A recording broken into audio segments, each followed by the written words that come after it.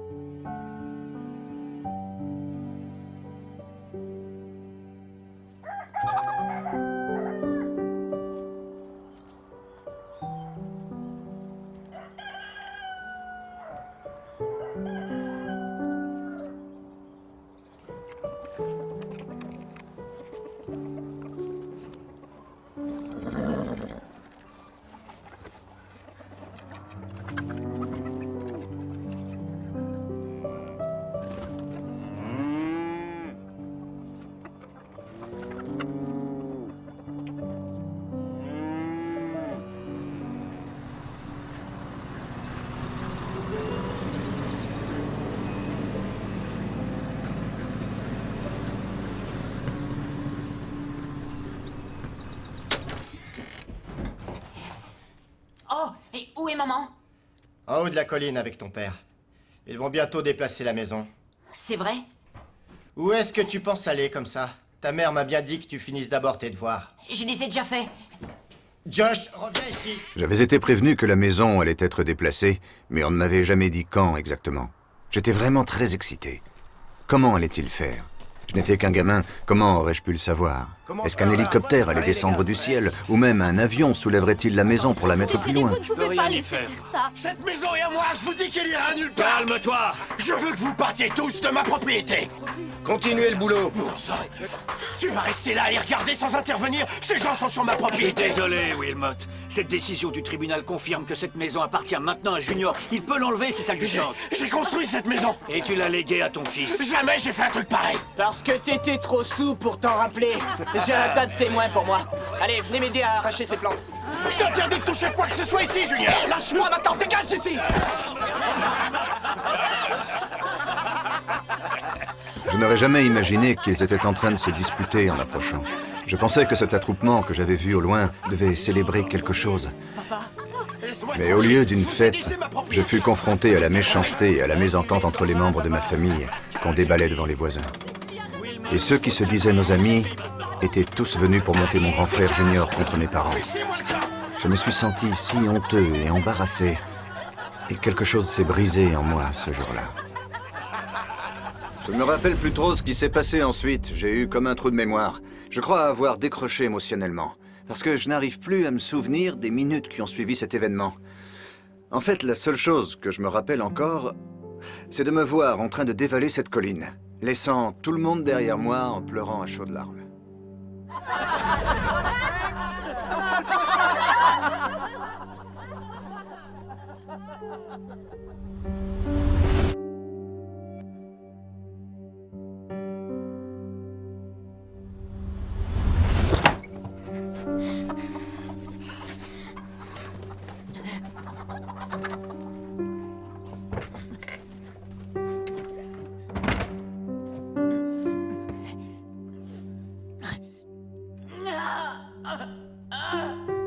Dieu qui est au ciel! Si tu m'aimais vraiment, jamais tu ferais ça! Vous êtes-vous déjà senti Je abandonné? te déteste! Vous est-il déjà arrivé de croire que tout le monde se fichait bien de savoir si vous existez ou Je pas? te hais toi aussi, papa.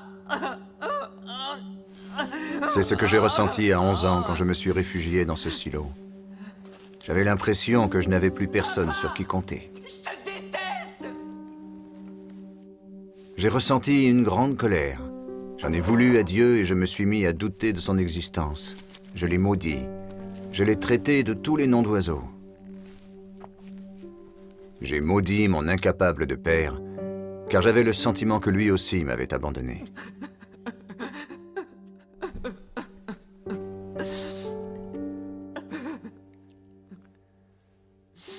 Mon père était un alcoolique. C'était un ivrogne notoire. Ma mère était si obèse qu'elle était pratiquement invalide. Une de mes sœurs s'est même suicidée. Mon autre sœur, elle, a rejoint l'armée juste pour échapper à notre famille. Mon frère aîné, Wilmot, lui a osé traîner mes parents devant un tribunal. Nous n'étions pas une famille très heureuse. Je me souviens m'être senti assez souvent terriblement seul. Comme si j'étais un naufragé sur cette terre.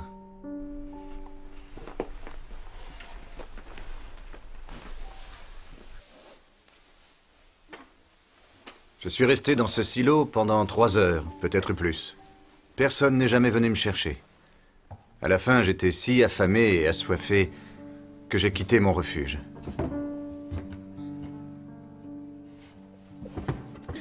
Pour moi, j'en avais terminé avec Dieu ce jour-là. Ce qui me semblait le plus douloureux, c'était de me dire que je ne voulais plus jamais voir personne dans notre maison. J'avais eu tellement honte. Je crois que j'ai tout simplement cessé de croire ce jour-là que l'amour puisse être bon, ou généreux, ou que je pouvais me baser sur un lien de confiance. Pour être franc avec vous, jamais je n'aurais pensé pouvoir renouer avec Dieu après ça.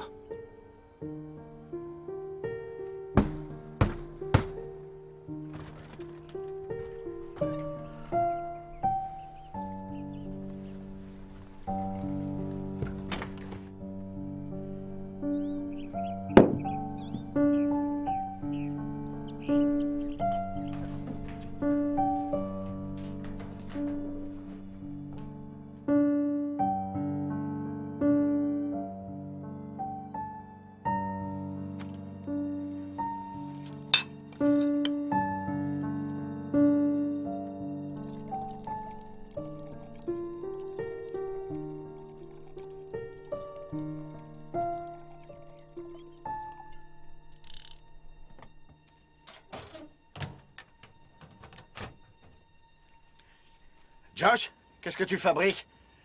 T'es censé faire tes devoirs, non? Allez, rentre vite.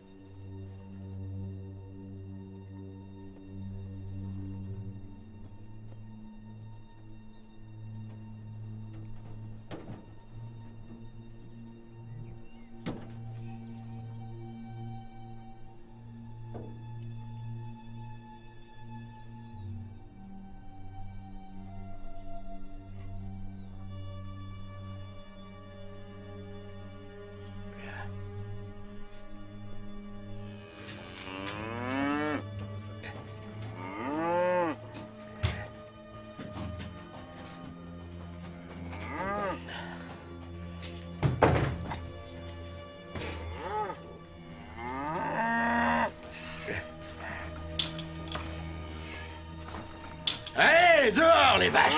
Dehors! Au boulot, on sort! Allez! Dehors!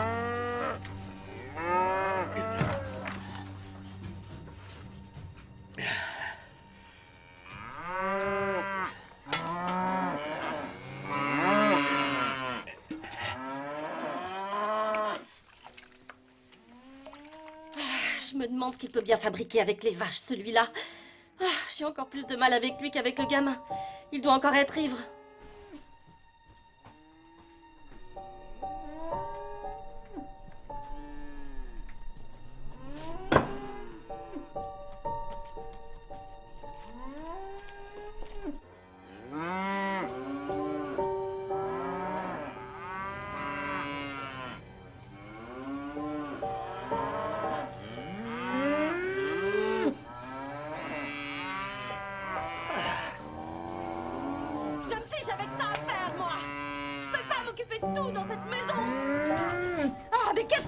ici à la fin. Ah, tout seigneur, ça va pas.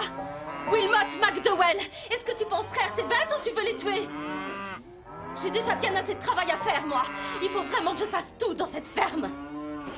Toi, tout ce que tu fais ici, c'est engraisser un peu plus tous les jours. Espèce de vieille ivrogne. Tu vois bien que cette vache n'a pas fini? Regarde-moi ça, tu n'es même pas capable de traire correctement. Seigneur Dieu.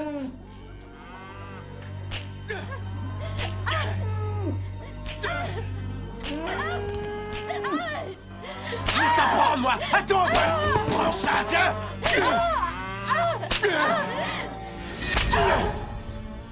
T'en veux encore? T'en veux?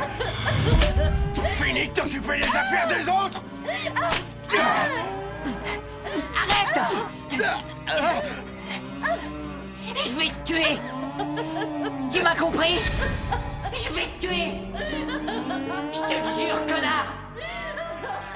Et je vais le faire!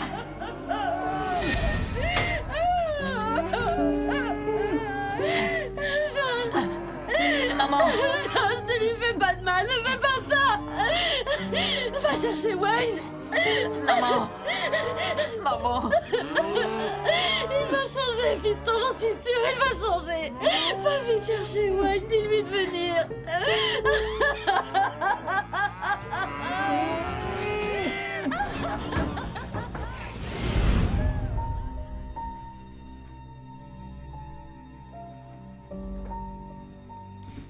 Écoute, ça sert à rien de pleurer, Josh. Wayne Bailey savait que mon père battait ma mère. C'est encore ta mère qui a pris, hein? Et il était habitué à ce que je lui demande de l'aide. Il nous aidait à la ferme parce que maman était devenue si impotente qu'elle ne pouvait s'occuper de toutes les tâches seule.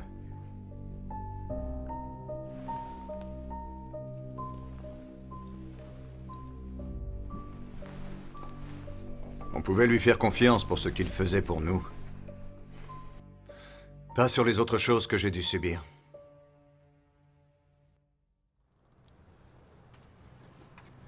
Concernant mon père, je n'avais bientôt plus besoin de l'aide de Wayne ou de qui que ce soit d'autre.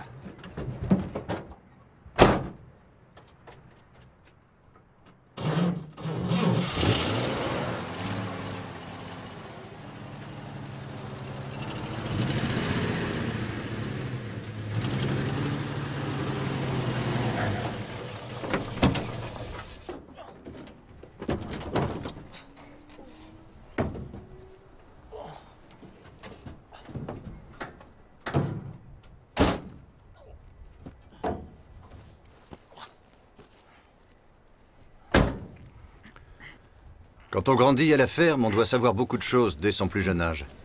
On gagne aussi rapidement en force. Quand je savais qu'on allait avoir de la visite, je prenais les choses en main. Je le faisais à la fois pour ne pas avoir honte de mon père qui était saoul tout le temps, et à la fois pour lui faire payer pour ce qu'il faisait subir à ma mère. Josh, il fait quoi, là? Bouge pas! Ah, Josh, arrête ça! Qu'est-ce... Je voulais pas te faire de mal. Josh.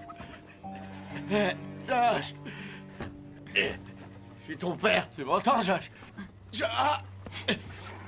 Tu parles d'un père! Je veux plus t'entendre. T'as compris?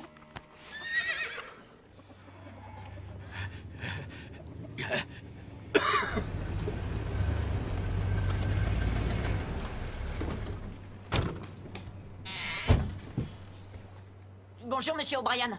Bonjour, madame O'Brien. Salut, Josh. Où est ton père? Eh bien, il a dû aller en ville. Maman est dans la cuisine, elle vous attend. Merci à toi, Josh. Quel gentil garçon.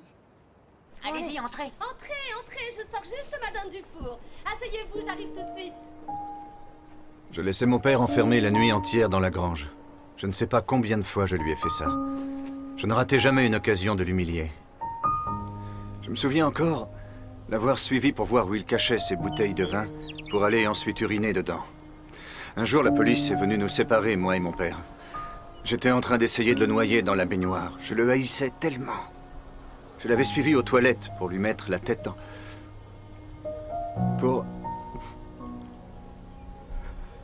lui plonger la tête dans la cuvette en tirant la chasse d'eau.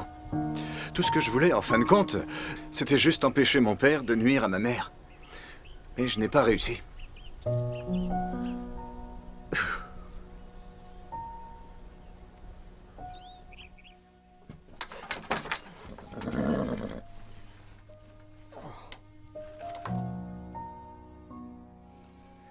Il ne s'est jamais vengé sur moi.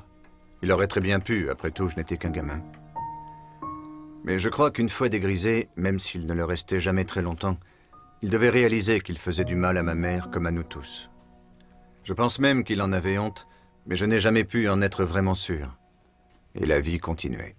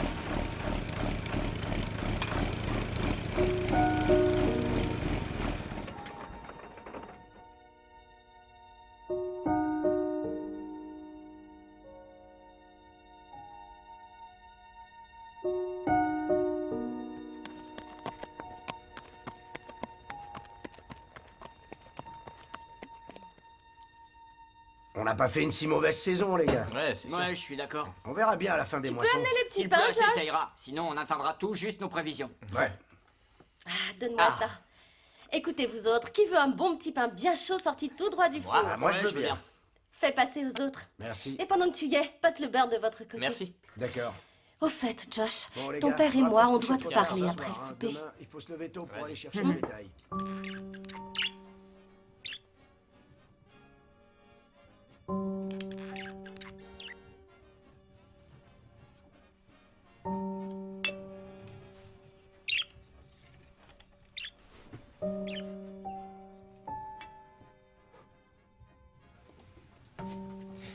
Alors ça va, mes jolies beautés?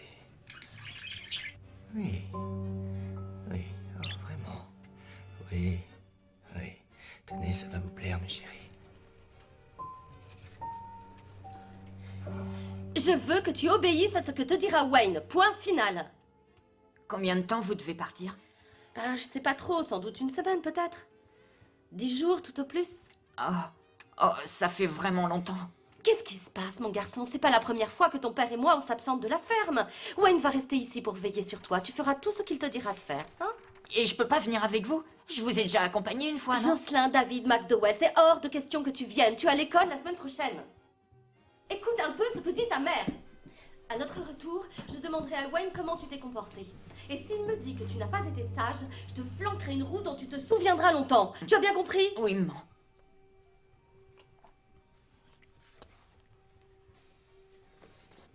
Bon, allez chérie, va te coucher maintenant. Je vais voir si Wayne a pensé à faire la vaisselle.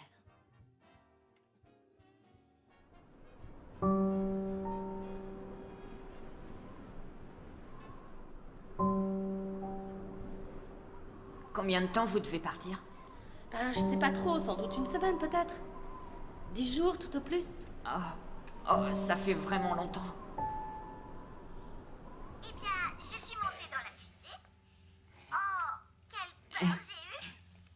Mais finalement, ça s'est bien passé. Et après? Et Superman m'a emmenée à la maison. Quelle histoire incroyable, c'est magnifique. Oh, merci. Détends-toi. Et maintenant, Sois pas nous nerveux allons comme ça, écouter Josh. notre deuxième Allez, histoire de la relaxe-toi. journée. Tout aussi incroyable, va et aller. tout aussi surprenante.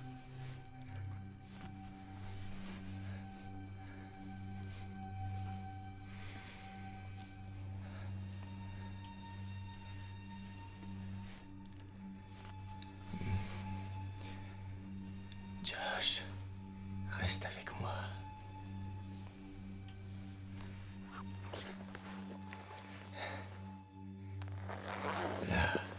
Ça va aller. Tu vas adorer ce que je vais te faire.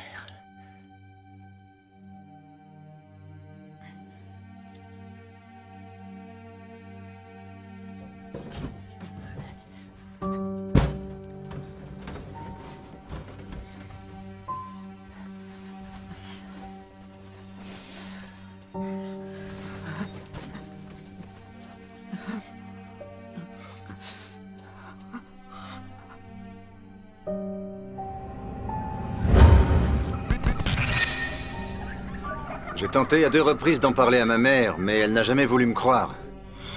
Vous savez, à mon époque, ce genre de sujet était plutôt tabou. En fait, la société faisait comme si cela n'existait pas. Mais Wayne Bailey a réellement abusé de moi sexuellement. Ça a commencé dès l'âge de 6 ans jusqu'à ce que j'atteigne mes 13 ans. Et puis un jour, j'ai dit stop. Si tu me touches encore une fois, je te tue, tu m'as compris? Oui.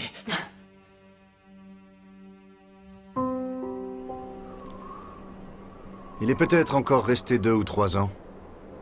Puis il est parti. Il savait que j'étais capable de le tuer pour de vrai.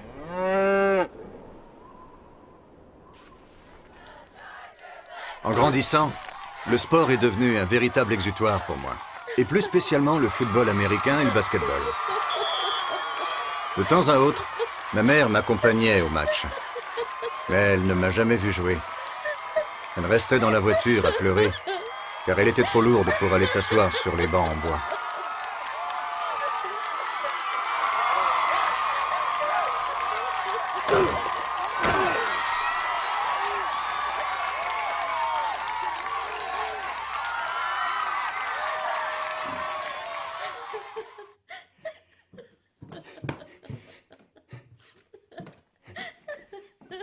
Il est où? Il est où? Non, Josh, non, non. Ne t'en mêle pas. Il n'y a plus qu'une seule chose qui m'importe avant de mourir. De mourir, mais de quoi est-ce que tu parles, maman? J'aimerais tant pouvoir assister à la cérémonie de remise des diplômes. Maman, le bac, c'est dans 2 mois, tu le sais, ça. Oui, je le sais bien, mais... Écoute, Josh, je voudrais que tu me promettes 3 choses. En premier, promets-moi que tu ne deviendras jamais, jamais alcoolique. Jamais.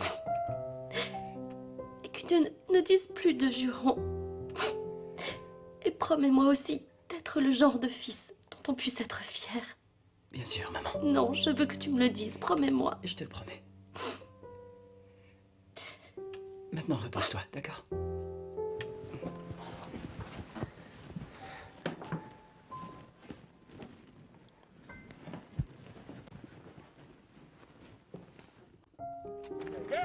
Après avoir décroché mon bac au lycée, j'ai rejoint la garde nationale aérienne avec quelques amis. C'était l'été 1957. Mais comme nous n'avions pas réussi à tous nous faire enrôler en même temps, j'ai rejoint l'armée de l'air.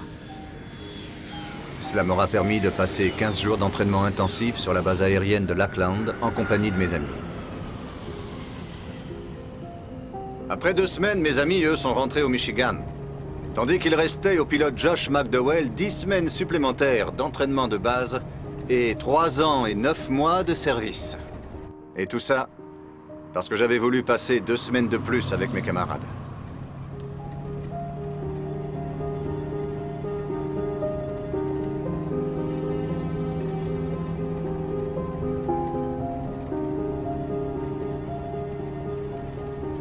Après mes classes, j'ai été muté à la base aérienne du Delaware. Officiellement, j'étais un mécanicien responsable des avions de type C-124, de gros avions cargo.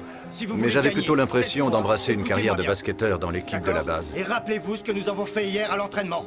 Vous devez tout faire pour appuyer Josh pour l'envoyer au panier. Il va falloir savoir marquer. On va appliquer ce qu'on a appris. Contrôler l'adversaire et passer la balle à Josh pour la conclusion.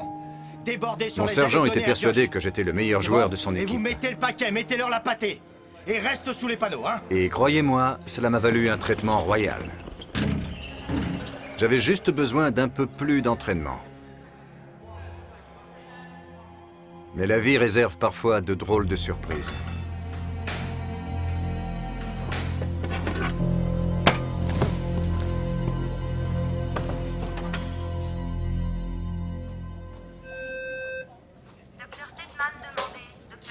Voici votre repas. Merci.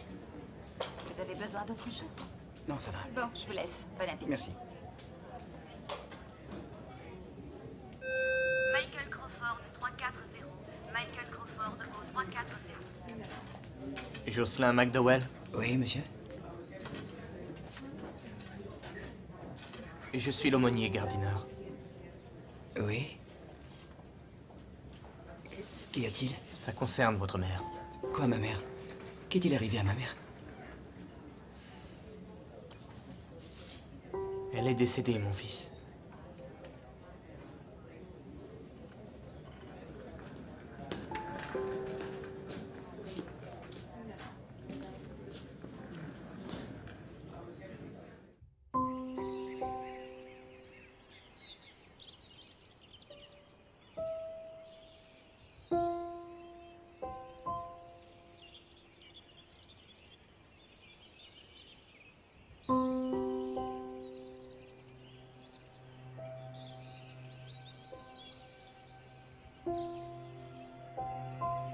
J'aimerais tant pouvoir assister à la cérémonie de la remise des diplômes.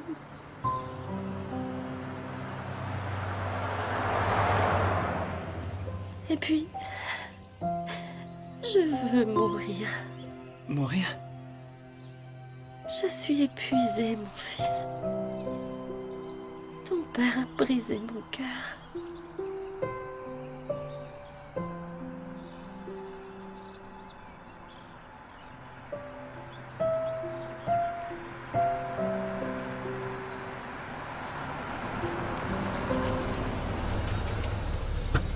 Vous allez où? Union City. D'accord, montez.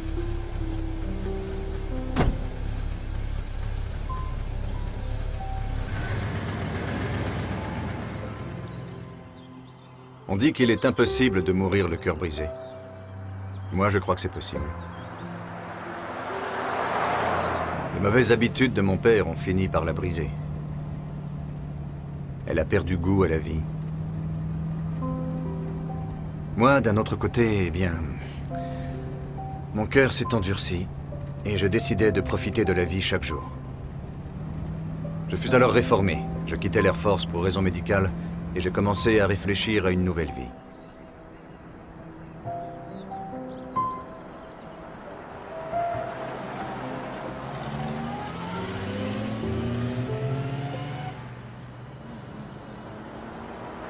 J'ai commencé à projeter ma vie pour les 30 années suivantes. Je me suis inscrit à l'université de Kellogg, déterminé à devenir le futur gouverneur du Michigan, voire un membre du Sénat. Je ne pensais plus qu'à moi et à comment m'y prendre pour faire une carrière. Je suis vite devenu odieux et très cynique envers la vie. C'est vrai, j'avais surtout une dent contre Alors, les il prend chrétiens. la table de chevet, vous voyez, et d'un coup, il la balance par la fenêtre, ce con. Alors bon, la fille reste un peu perplexe, vous voyez, mais comme c'est une pro, elle se dit qu'il est du genre fétichiste, un truc comme ça. Alors elle continue à se dessaper entièrement. Tu pourrais pas changer de sujet? Pourquoi? Ces étudiants assis là-bas sont des chrétiens, tout comme leurs profs. Et alors? Ça pourrait les choquer, non? Et pourquoi ils seraient offensés? C'est qu'ils comprennent rien à nos blagues. Je veux dire, le cerveau des chrétiens n'arrive pas à suivre. Et si jamais il comprend, alors il fait tout pour l'oublier. Bon, tu permets que je finisse l'histoire? J'en ai une meilleure que la tienne. C'est un mec qui se balade dans les bois totalement ivre. Il tombe en plein sur un pasteur qui baptise des fidèles dans le cours d'une rivière. Le pasteur le voit arriver de loin et sentant son haleine chargée d'alcool, il lui dit: Tu es prêt à trouver Jésus? L'ivrogne lui répond: Ouais, je suis prêt. Alors le pasteur le chope par le col et lui plonge la tête sous l'eau. Puis le ressort et lui dit: As-tu trouvé Jésus? Le type recrache un peu d'eau et lui répond: Non. Non. Alors le pasteur n'en croit pas ses oreilles. Il rattrape le mec par le col, lui remet la tête sous l'eau. Il le maintient un peu plus longtemps. Puis il le remonte et lui dit: Pour l'amour du ciel, mon frère, as-tu enfin trouvé Jésus? L'ivrogne s'essuie les yeux, il reprend son souffle et lui dit: Non, monsieur, je l'ai trouvé nulle part. Vous êtes sûr que c'est ici qu'il s'est noyé? Elle est drôle, hein? Peut-être que t'en as une meilleure. Ou peut-être une vraie histoire comme Jonas et la baleine. Excellente cette blague. Ou bien l'autre, Noé et sa croisière qui s'amuse. Soyez le bienvenu à notre table, monsieur McDowell, si je ne me trompe pas. C'est bien ça. Je suis ravi d'être ici. En fait, Et c'est quoi votre truc à vous, les chrétiens? Comment ça? Eh ben, ici, tout le monde sait qui vous êtes. Vous êtes quoi, une demi-douzaine, et puis vous, et plus vous, et un autre professeur. Et je vous ai bien observé. Vous avez fait ça? Oui. Il y a une chose que je pige pas. Qu'est-ce qui vous fait penser que vous êtes si différent du reste des gens ici? Différent. Oui, ben, certaines d'entre vous sont plutôt mignonnes. Je dirais même très belles. Et vous êtes tout le temps en train de sourire bêtement. Peut-être qu'on vous a lavé le cerveau. Probablement, oui. On vit une nouvelle vie. Une nouvelle vie, comment ça? Vous êtes réincarné en une chose qui fait que C'est vous grâce avez... à Jésus. Oh, allez, tout ça, ce sont des balivernes. Des balivernes? Ouais, la Bible et l'Église, tous ces trucs religieux. S'il y a une chose que je déteste le plus au monde, c'est bien la Je religion. n'ai jamais parlé de religion, mon cher. J'ai juste cité Jésus-Christ. Jésus-Christ, qu'est-ce que ça veut dire? Nous avons une nouvelle vie grâce à Jésus-Christ. Jésus-Christ quoi? Même s'il a bien existé, comment un homme qui a vécu il y a 2000 ans pourrait bien influencer la vie de quelqu'un aujourd'hui? Je te laisserai le soin de le découvrir. Qu'y a-t-il de si beau à découvrir? Je dois lire la Bible pour me mettre à croire à ces bêtises? Arrête, Dolly, trouve-moi de meilleurs arguments. En fait, si tu arrivais à réfuter la théorie de la résurrection, tu pourrais fonder ton point de vue. Quoi? La résurrection. Le fait que Jésus-Christ soit physiquement sorti de son tombeau. Si tu pouvais prouver que cela n'est pas arrivé, tu réussiras à nous discréditer. Tu pourras ainsi prouver ce que tu avances, que ce ne sont que des balivernes. En voilà une bonne idée. Mais je suis très sérieux en disant cela. Ah oui? Mais moi aussi je le suis. Tiens-nous au courant de tes recherches. C'était très sympa de parler avec vous. Je me réjouis de vous revoir bientôt, monsieur McDowell. Appelez-moi Josh. Josh. La prochaine fois, sois mieux préparé. Préparé? J'espère que tu plaisantes. Je ne suis on ne peut plus sérieuse. Attends un peu de connaître mes conclusions. Et ne m'en veuillez pas quand je vous ferai tous passer pour des fous. Pas du tout. Je vous souhaite une belle journée. J'aurais bien voulu vous demander de voter pour moi aux prochaines élections, mais vous êtes si peu nombreux que ça ne fera finalement aucune différence.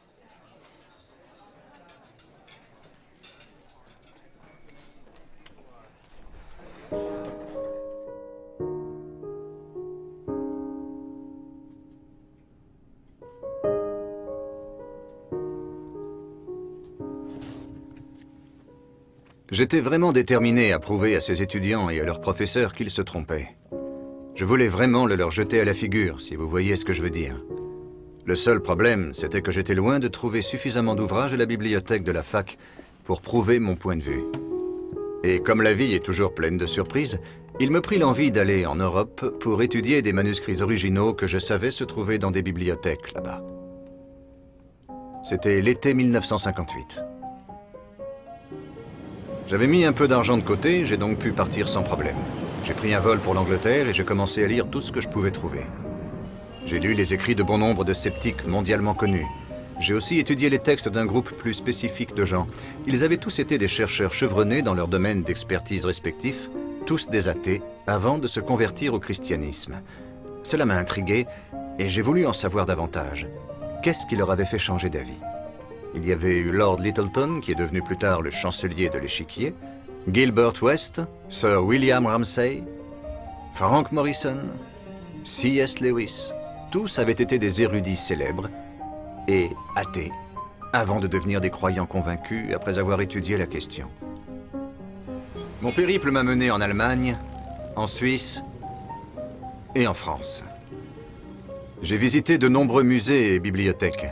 J'ai pu étudier nombre d'ouvrages et de manuscrits très rares conservés sous verre. Je ne savais pas lire le grec ou l'hébreu, mais je savais que ces manuscrits étaient réels. Je me suis mis à étudier les origines et le sens de chacun de ces ouvrages. Je suis retourné en Angleterre, et la veille même de mon retour pour les États-Unis, je me suis rendu dans une bibliothèque au nord-est de Londres. Quelqu'un me l'avait chaudement recommandé, et j'y ai trouvé enfin les livres et autres manuscrits que je cherchais depuis longtemps. À ce stade de mon voyage, j'étais épuisé, vraiment épuisé. Je me souviens, il devait être 6h30 du soir. Je me suis redressé de ma chaise, j'ai croisé les mains derrière ma tête et j'ai dit à voix haute « C'est vrai. » Je l'ai répété. « C'est vrai. » Et encore. « C'est vrai. »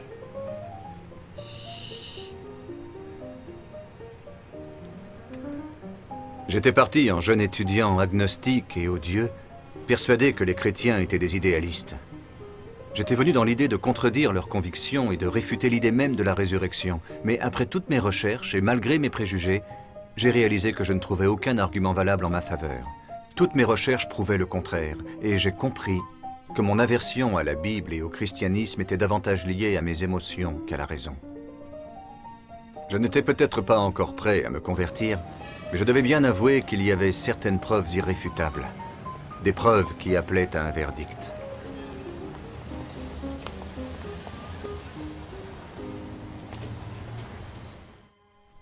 Un homme accourut et se jeta à ses pieds, et lui demanda... De retour dans le Michigan, j'ai repris mes études à la fac. J'ai commencé à fréquenter une petite église du nom de Factoryville Bible. Le pasteur s'appelait Fay Logan. Il savait tout de mon histoire.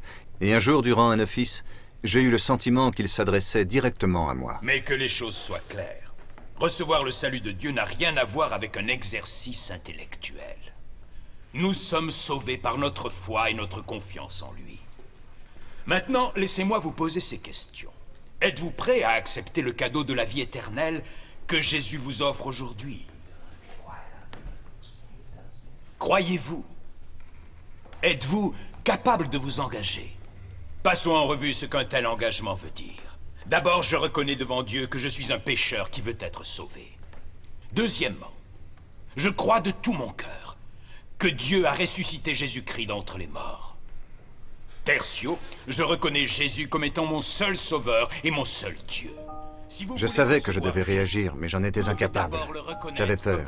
J'étais intimement persuadé qu'en acceptant le Christ comme mon sauveur et mon Seigneur, je commettrais un suicide intellectuel. J'avais également peur du regard de mes amis. J'avais la trouille de ce qu'ils penseraient de moi. Le Saint-Esprit vous invite tous à reconnaître Jésus-Christ comme votre seul Seigneur et Sauveur. Qui veut approcher? Et c'est là, Dieu soit loué, que l'un de mes amis s'est penché vers moi pour me poser la question. Tu veux que je t'accompagne?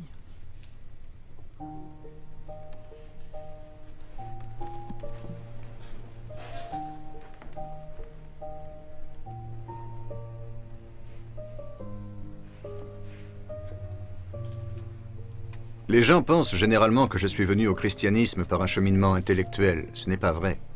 C'est par mes recherches et par mes études que Dieu a attiré mon attention. Jamais je ne renierai cela, car sinon je ne me serais jamais intéressé au message de la Bible.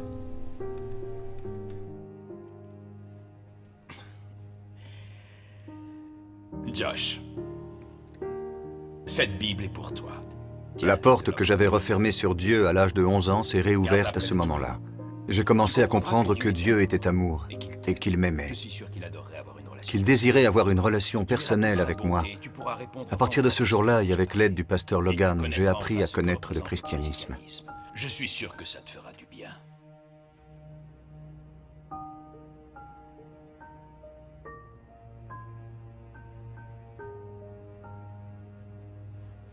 Ce ne sont pas les preuves qui m'ont mené à Dieu. C'est son amour.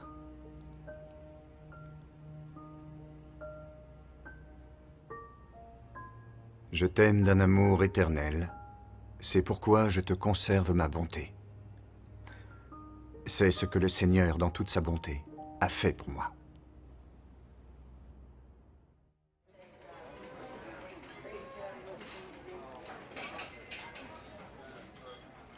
Le voilà, c'est lui.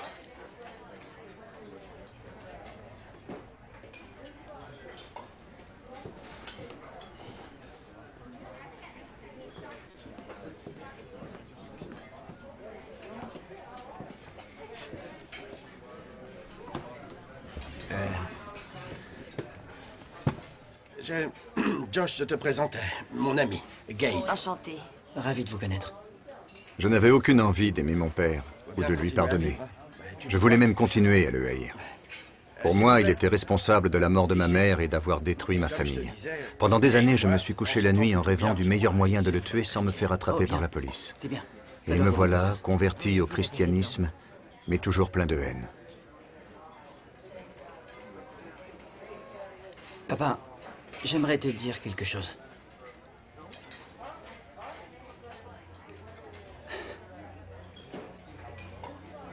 Papa, je t'aime. Je ne sais pas lequel de nous deux était le plus choqué. Moi en lui disant ces mots, ou lui en m'entendant les dire. Je me suis rendu compte que je le pensais vraiment. J'étais habitué à aimer ceux que j'avais envie d'aimer, mais je n'avais jamais eu la force d'aimer quelqu'un que je haïssais. J'avais détesté mon père, mais à ce moment-là, j'étais submergé par l'amour que j'avais pour lui. Le christianisme devenait Josh, comment vont réalité. tes études? Le Oh, fait de c'est me rendre gentil, compte mais que ça c'était va très possible bien. de Mais le ça faire et demande que beaucoup de Dieu m'aimait de sacrifices. tout son Mais cœur continue quoi qu'il ne arrive. rendait pas pour autant les choses plus faciles. Je n'y arriverai pas, pasteur. C'est impossible. C'est trop me demander. Josh, Si c'est ça être croyant, mieux vaut que j'abandonne. Je pourrais pas.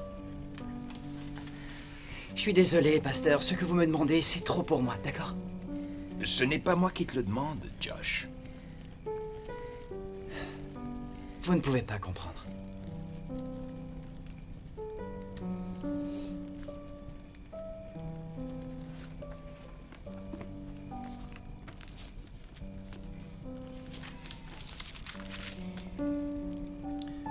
Et lorsqu'ils furent arrivés dans un endroit nommé Calvaire, ils le crucifièrent sur place, ainsi que les deux voleurs, l'un à droite, l'autre à gauche. Et Jésus dit, « Père, pardonne-leur, car ils ne savent pas ce qu'ils font. »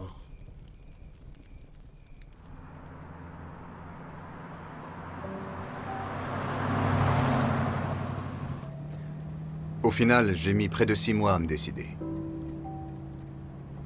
Sans la patience et la sagesse du pasteur Logan, je n'y serais sans doute jamais arrivé. Quand je me suis résolu à le faire, je n'éprouvais aucune émotion. Je l'ai fait par conviction, sans pression, mais en sachant que c'était la meilleure chose à faire. Je me souviens qu'au fond de moi, j'avais espéré ne plus savoir où il vivait. Mais je l'ai quand même fait. Je l'ai appelé et je lui ai dit que j'allais venir le voir.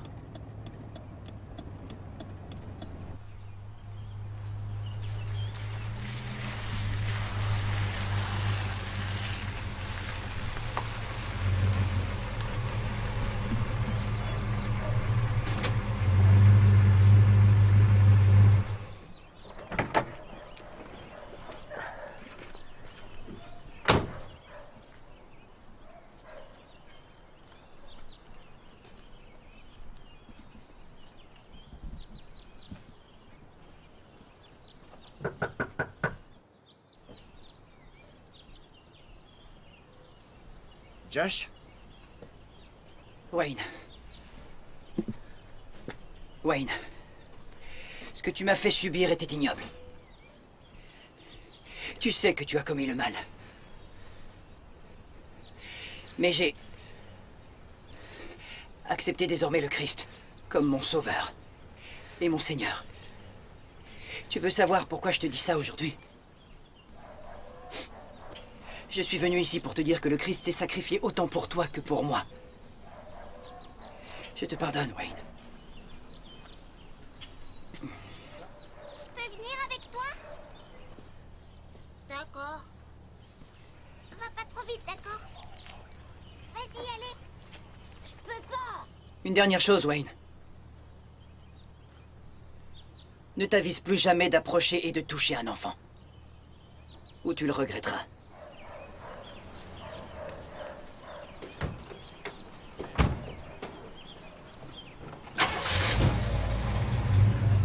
Il est coincé. Attends.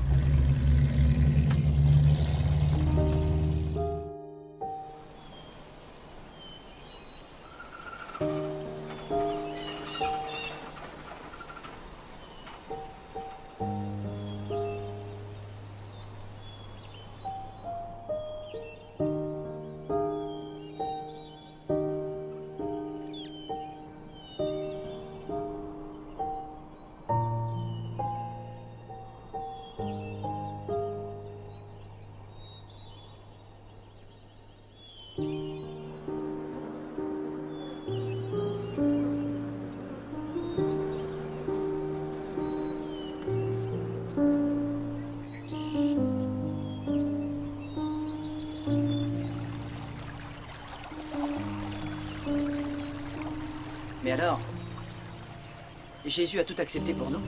Eh bien, je pense que c'est ça le lien, Josh. L'amour, ce n'est pas une simple parole en l'air, c'est une vraie relation. Une relation très personnelle. J'aime ce que Martin Luther a dit. Dieu a écrit l'évangile pas seulement dans la Bible, mais également dans les arbres. Les fleurs, les nuages et les étoiles. J'ai pensé à une chose, Josh. Oh. Oui, ce serait bien que tu ailles à la fac de Wheaton. La fac de Wheaton? C'est où ça? En banlieue de Chicago. C'est oui là-bas que Billy Graham a fait ses études. Ah. Ça va te demander beaucoup de travail, vraiment beaucoup, mais je suis sûr que ça va très bien te convenir. Vous savez, pasteur, je pensais justement faire du droit. Vraiment? Oui. Peu importe ce que tu voudras étudier, Wheaton est le meilleur endroit pour ça. Rentrons.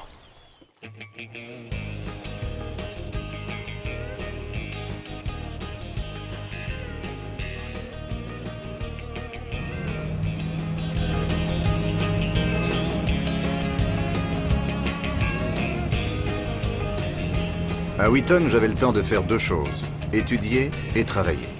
J'avais accepté un job les après-midi pour livrer des documents administratifs dans les lycées publics.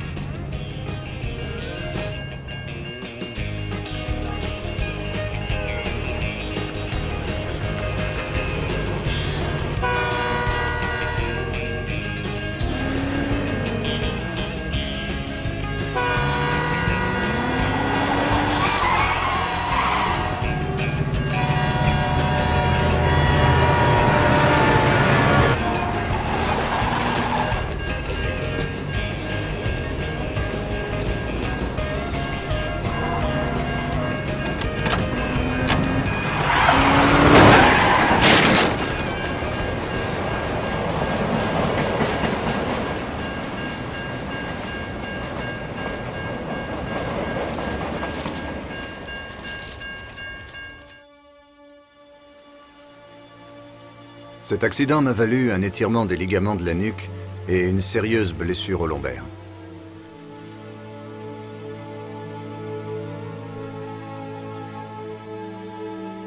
Après 4 jours en soins intensifs, j'ai passé une autre semaine et demie à l'hôpital.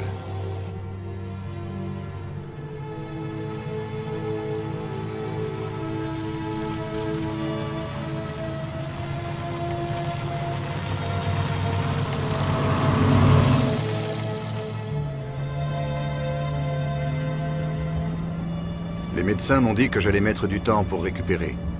Ils m'ont conseillé de rentrer chez moi me reposer. Comble de l'ironie, l'homme qui avait provoqué l'accident conduisait en état d'ébriété.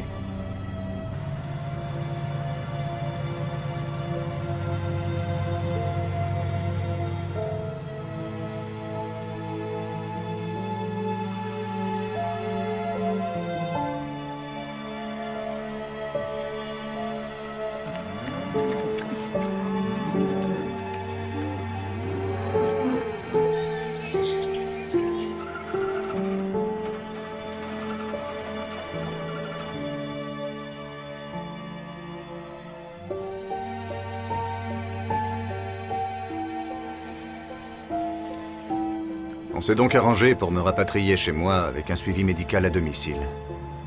L'infirmière était en retard ce jour-là. C'est mon père qui m'accueillit à l'arrivée de l'ambulance.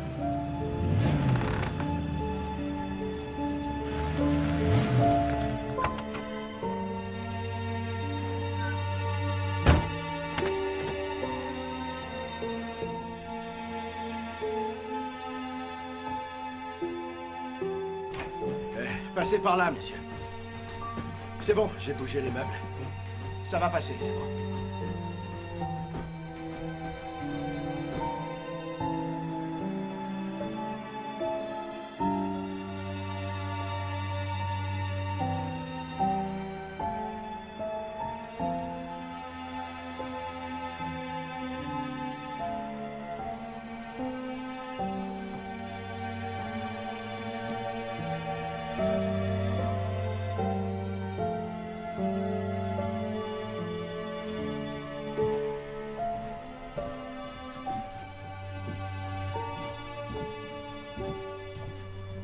Merci.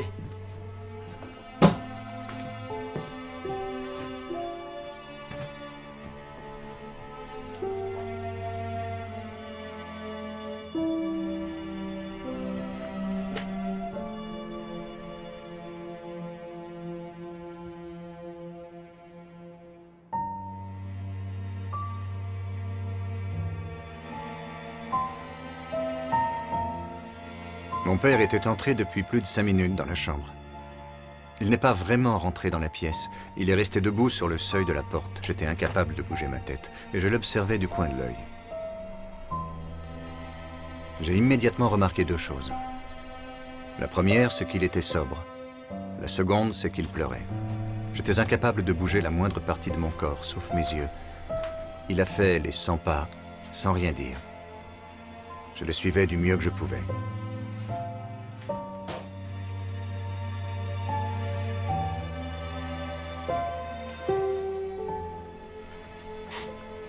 Josh.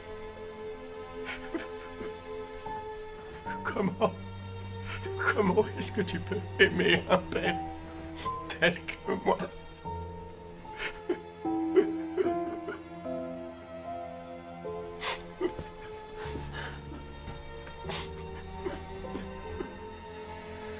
Papa.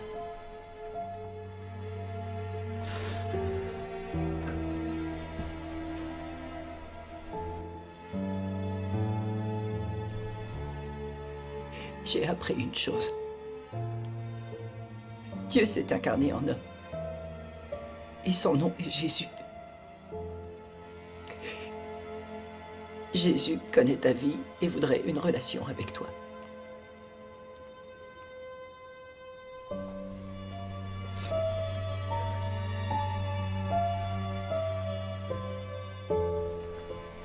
Il quitta la pièce et disparut. Je n'en suis pas vraiment certain, mais moins d'1 heure plus tard, il est revenu me voir dans ma chambre.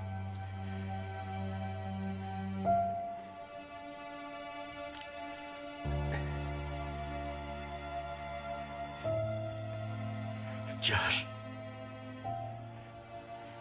si Jésus pouvait faire de ma vie ce qu'il a fait de la tienne, alors je suis prêt à le connaître. Tu vas devoir l'inviter dans ta vie, papa. Ouvre-lui grand ton cœur et prie.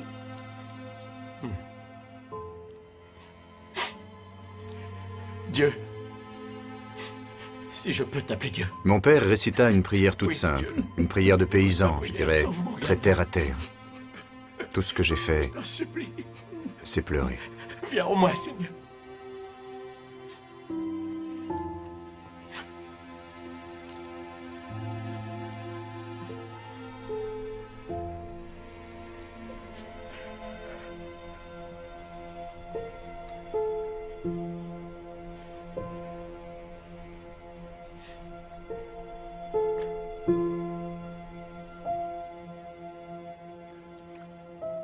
Quand j'ai rencontré le Seigneur, ma vie a changé progressivement pendant une période d'1 an, 1 an et demi. Mais quand mon père s'est décidé à s'ouvrir à Dieu, son acceptation a été immédiate. J'ai vu s'effectuer ce changement juste sous mes yeux. Un peu comme si quelqu'un avait tourné le bouton d'une lumière pour éclairer sa vie. Et vous savez ce qui est arrivé après ça? Il n'a plus touché à une bouteille d'alcool, sauf celle qu'il a juste portée à ses lèvres avant de la reposer. Vous savez tous comment j'étais avant. J'étais l'ivrogne du village. J'étais la honte de toute ma famille. Tom, t'étais là sur la colline ce fameux jour. Quand Junior a fait déplacer notre maison, je chancelais tellement j'étais saoul. C'était très embarrassant. Vous savez tous que ma femme nous a quittés, je ne peux plus revenir là-dessus, mais vous devez aussi savoir que c'est arrivé ici même, dans ce restaurant. C'est ici que mon fils, Josh, m'a dit « Papa, je t'aime ». Ce sont les mots exacts qu'il a employés. « Papa, je t'aime ». Quand mon père a décidé de faire confiance au Christ, des tas de gens de notre village et des environs en sont venus à connaître Jésus-Christ comme leur sauveur et Seigneur. Tout ça à cause de la nouvelle vie de l'ancien ivrogne du village. J'aurais tellement voulu que ma mère voie ça. 14 mois plus tard, mon père est mort. Les 3/4 de son estomac ont dû être prélevés et son foie était entièrement détruit par 30 et quelques années de beuverie. J'étais encore à Wheaton quand on m'a prévenu de son décès. Ce qui nous ramène au début de notre histoire.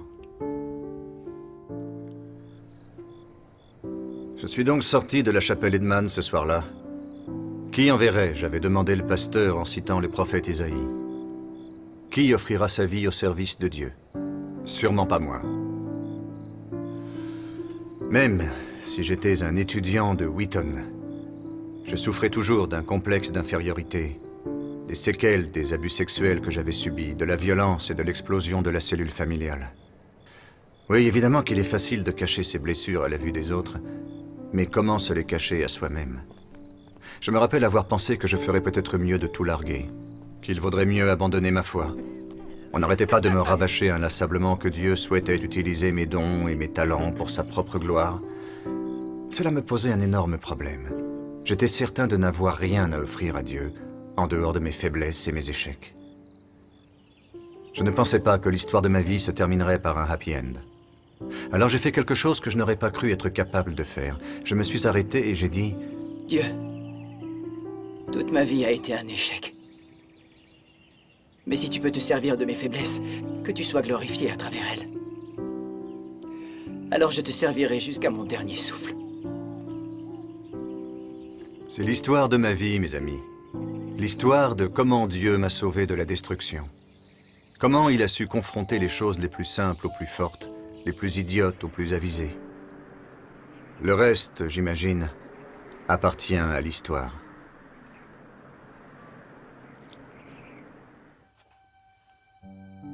Josh McDowell a terminé ses études à l'université de Wheaton avec succès.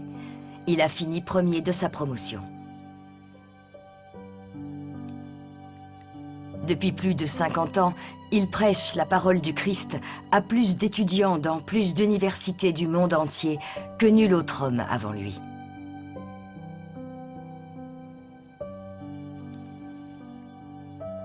Il a écrit plus de 125 ouvrages pour expliquer le christianisme, dont Bien plus qu'un charpentier et Le verdict, complément d'enquête. Au cours de ses nombreux voyages, il a été très touché par la souffrance d'autrui. Josh a lancé l'opération Carelift en 1991 pour s'occuper des personnes dans le besoin dans le monde entier. En dehors de sa passion pour le Christ, la plus grande joie de Josh reste sa famille. Lui et sa femme Dottie sont mariés depuis plus de 40 ans. Et ils ont 4 enfants. Et de nombreux petits-enfants.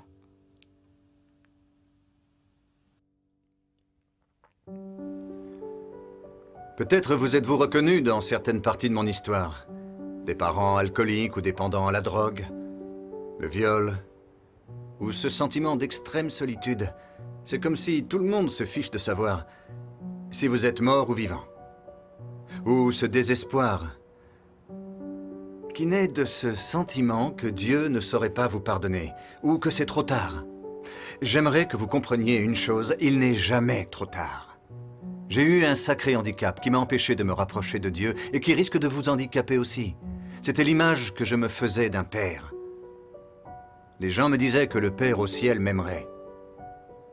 Mais au lieu de me réconforter, cela m'a surtout peiné. Vous demandez pourquoi ?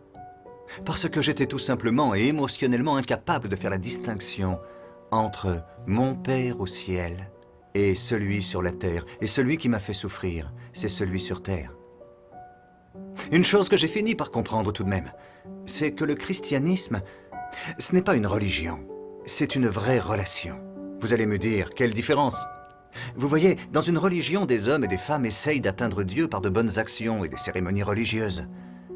Le christianisme, c'est Dieu qui vient à nous, par le biais de son Fils Jésus-Christ, en nous proposant ce partage, cette relation. La plupart des gens pensent que j'ai trouvé Dieu en raison de toutes les preuves que j'ai pu accumuler dans mes livres. C'est pas ça qui m'a amené au Christ, ça n'a fait que confirmer que j'étais dans le vrai. Ce qui m'a vraiment amené au Christ, c'est l'amour de Dieu. Dieu m'aime tellement que même si j'étais l'unique survivant sur terre, le Christ donnerait encore sa vie pour moi. Cela est vrai aussi pour vous. Vous allez sans doute me dire, Josh, j'aimerais rencontrer le Christ en personne. J'aimerais être sûr que je serais pardonné. J'aimerais savoir où je passerais mon éternité si je venais à mourir aujourd'hui. Tout ça est possible. Nous rencontrons le Christ par la foi et la prière que nous exprimons dans ce désir profond. Et peut-être que la prière que je vais vous dire vous aidera un peu à exprimer votre vœu de rencontrer Dieu maintenant et d'inviter le Christ à faire partie de votre vie. Je ne vous demande pas de baisser vos têtes. Je ne vous demande même pas de fermer les yeux. Depuis toutes ces années, j'ai appris que la meilleure prière n'a rien à voir avec la position de son corps. mais bien ce que l'on a dans son cœur. Voici la prière que je vais vous dire. Seigneur Jésus, j'ai besoin de toi. Merci d'être mort sur la croix pour moi. Purifie-moi et pardonne-moi. Dès à présent, je te fais confiance en tant que seul sauveur. Entre dans ma vie. Merci de me laisser te faire confiance. Au nom de Jésus-Christ. Amen. Si vous venez de dire la prière avec moi et que vous avez été sincère, je voudrais dans les prochains jours que vous alliez trouver un disciple de Jésus et que vous partagiez avec lui ou elle la décision que vous venez de prendre. Et si vous faisiez comme je l'avais fait, trouvez une Bible et cherchez la page du 3e chapitre de Jean, c'est dans le Nouveau Testament, Matthieu, Marc, Luc et Jean, et lisez Jean 3 fois. J'aimerais aussi vous aider à grandir. Je souhaite tellement que le Christ vous aide à changer votre vie. Je vous invite à visiter le site internet atoiddevoir.com. atoiddevoir.com. Vous y trouverez des réponses à vos questions et des conseillers vous aideront à découvrir comment Dieu peut changer votre vie pour toujours. Je vous remercie vraiment beaucoup d'avoir peut-être été une part de votre vie. Dieu vous garde.